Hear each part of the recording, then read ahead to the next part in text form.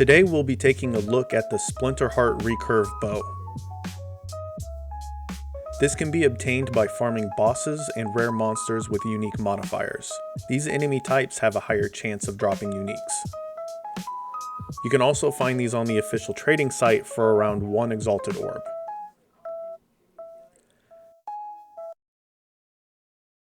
The bow is level 16 and requires 38 dexterity to wear. The base physical damage stat is 15 through 31 with a 5% critical hit chance. The base attacks per second is 1.1. The substats they roll will always be plus percentage increased physical damage, plus flat to accuracy rating, plus percentage increased projectile speed, and projectiles split towards plus 2 targets. The increased physical damage can be rolled from 60 through 80%.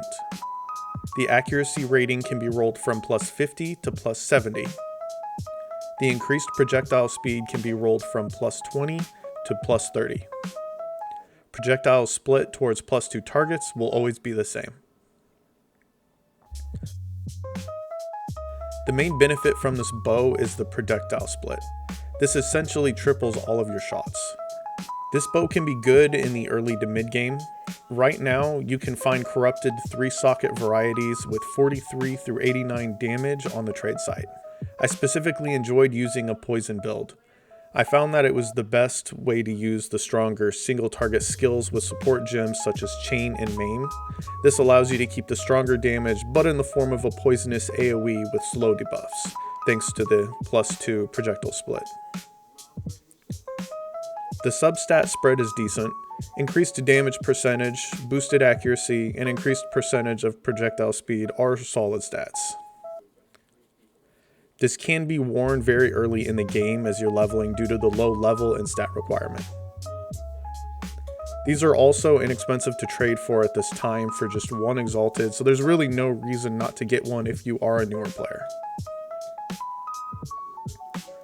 The best Splinterheart can cost you around 1 divine orb. I did get lucky and I found one that was close to the highest possible damage rolls for only 5 exalted. So if you look hard enough, you may get lucky and find one for pretty cheap. Full potential would still need tested for the endgame.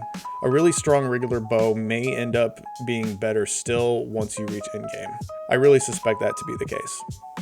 Does not have one of the most potent substats available, plus to level of projectile skills. This substat alone can make a much weaker weapon outperform the higher stat varieties.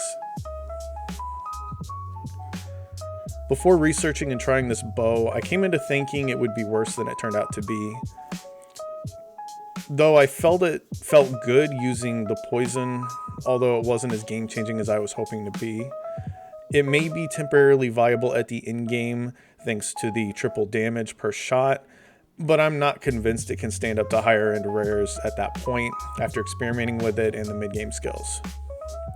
The build would definitely need to be heavy with chaining, strong poison, and probably a little bit of CC such as maim.